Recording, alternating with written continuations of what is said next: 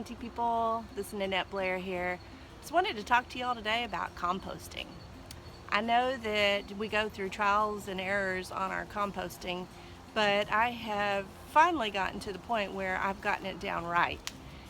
Before they would say don't put too much water, don't let it get soupy, so I didn't put enough water. Just things like that. But I'm going to give you some examples of the way that I do it. Now, one of the things that I feel is very important, or I've come to understand is very important, is you want to have your compost pile touching the ground. My composting didn't really happen right until I decided to go ahead and get one of these thermometers. I paid like $20 for this. I think I got it on Amazon. I think you can buy it at Home Depot. But this really is the only size that you really need. You don't need to spend a lot of money on a compost thermometer. The way that I do it is I measure. So this is about the center from the top, because you're going to want to take several different readings. So I put my finger here and I can tell. I'm just going to push it down to where my fingers were, and that is going to be directly into the middle of that compost pile from the top. And then if I want to measure it from the side, what I do is I will take the compost thermometer and I'll say, okay, that's about center right there. Let's say about right there. So I will take it and put it in about center, and then I'll push it in to where my fingers were, to be able to withstand going through sticks or something that's in the compost pile that's very hard. You don't want to have to worry about it breaking. So then you just let it sit there, and then you take a reading. When it's 131 degrees, then you will turn this compost. Fire ants in your compost, it's not done. It's not ready. So this is what good compost looks like. It's wet down in here, and you want to do a test, which is very complicated. But this is what good compost looks like.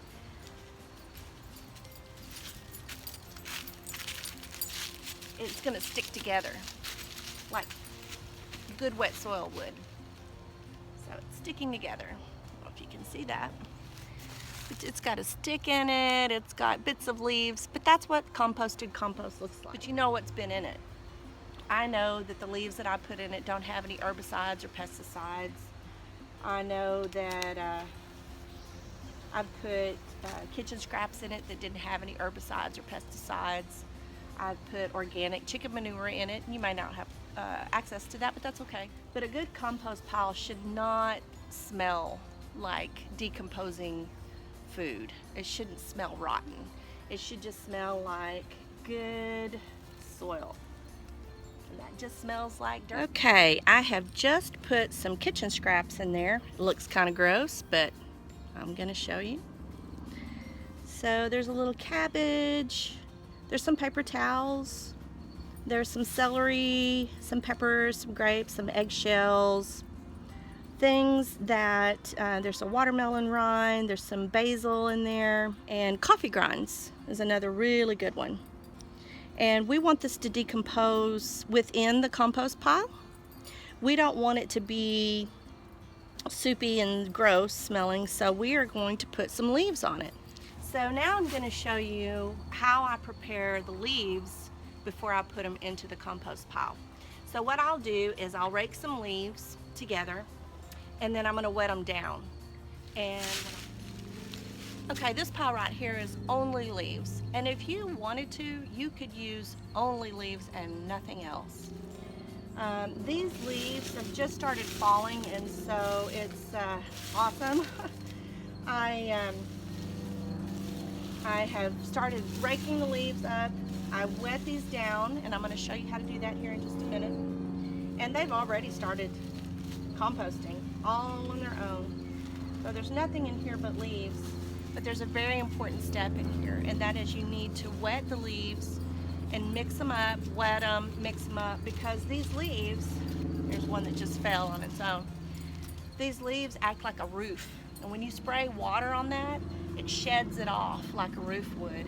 It's protecting what's under that pile. So I'm going to get a pile of leaves, wet them down, and add it to this pile. But first I'm going to put some of this good stuff on top of my kitchen scraps.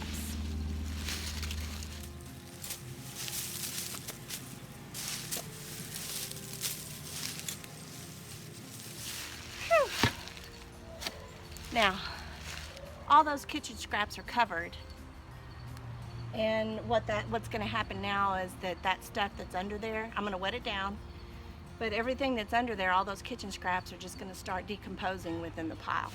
As I said, I'm wetting down these leaves. Wet down that compost pile. I'm going to get it good and wet.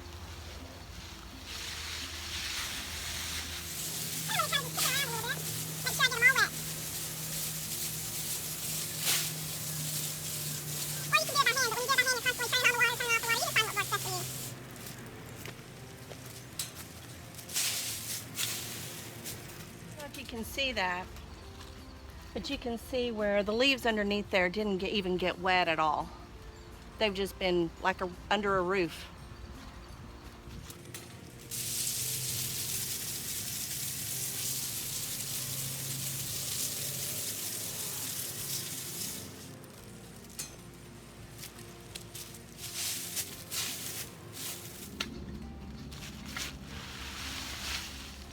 And I'll wet it down some more.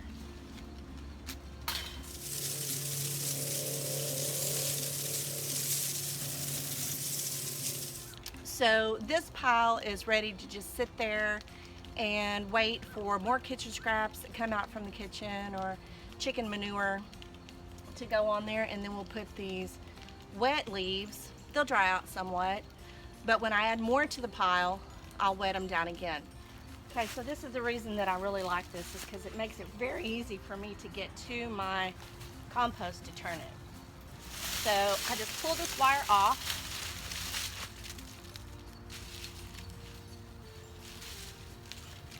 I set it aside. Now when I turn it, I can turn it into this new pile. I can turn it into this new cage. And I will just put these wire ties right back on. So when you pull this apart, see how it's staying very compact? There's a core in the center where all the microbes are. And if I pull away some of this outside stuff,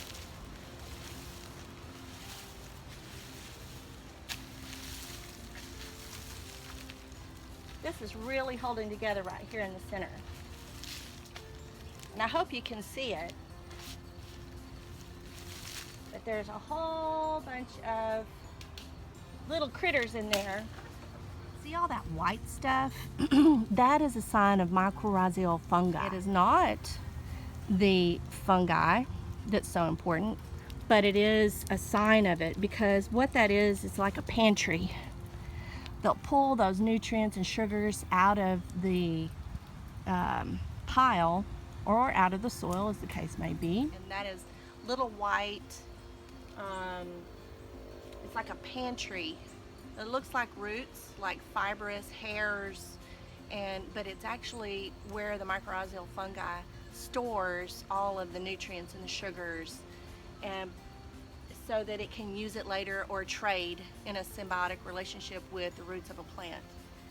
So I love to see that, the signs of the mycorrhizal fungi. So I'm going to continue to turn.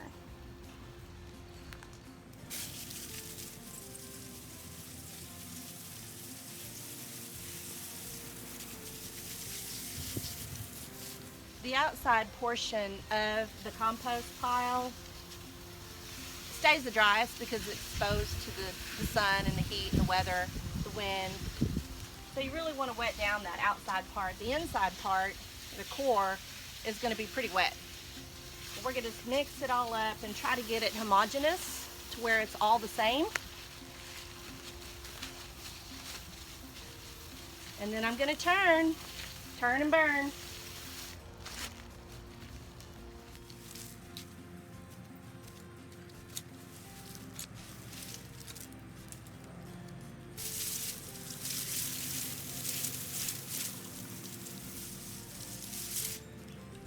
one of the things that you will see is I put eggshells in here, and I usually don't take the time to grind them up, but you probably should. Over time that'll decompose, but I usually just step on them. Some people take the time to put them in their grinder, pulverize them.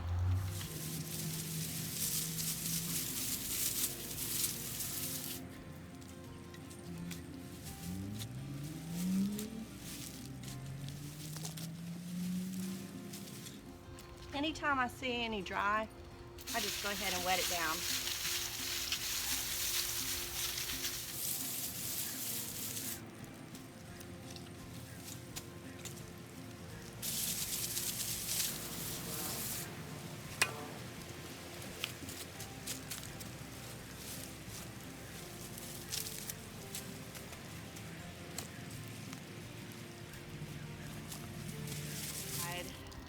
So you have the outside of the compost pile, and all the stuff that's around the outside gets the air, the heat, the sun. It stays pretty dry, but the core that's right inside the middle of the pile stays good, and all the microorganisms are going to work, but they stay kind of away. They'll work themselves out that way. But that's what I mean by mixing the outside with the inside. Aerobic system and not an anaerobic system. So an anaerobic system is one that would happen basically underwater. So if you think of something, especially rotting and decaying lettuce or food, it will get all gross and slimy and stinky. We don't want it to be that way. We want it to be where it's aerated.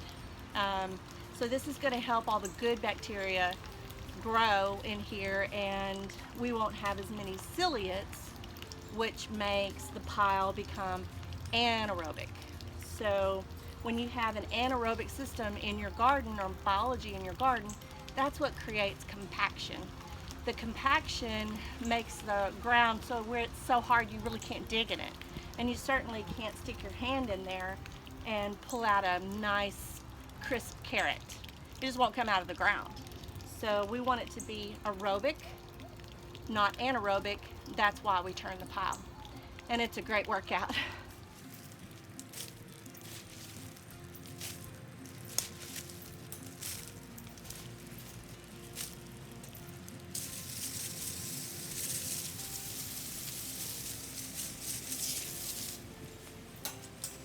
Okay, as you can see, I'm just standing right in here. There's no fire ants in this pile. Yay. Also, one of the things that made it possible for me to do compost really well is I ditched the pitchfork,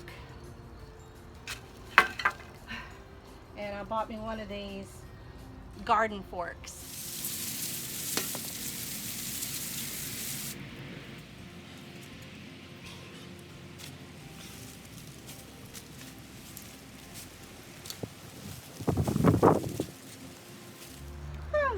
Okay, done. So we are going to, that's a good workout. We're going to let this one set. Actually 1, 2, 3, 4, 5 part system. So we're going to put it in, when we turn the first pile that just started, when it gets up to 48 inches or as tall as this cage, we're going to take the wire off. We're going to put it right here. We're going to turn it to here, and then we will turn that one after it gets up to 131 degrees to here. When we turn this one here, then it will be the last stage before we take this wire off, turn it one more time onto the, or just take the wire off. We can just take the wire off and it'll be composted material. Joseph Bentley, since 1895. It's a beautiful garden fork, but like I said, you can just buy a cheaper one. This one was about $50. All right, grow well, planting people.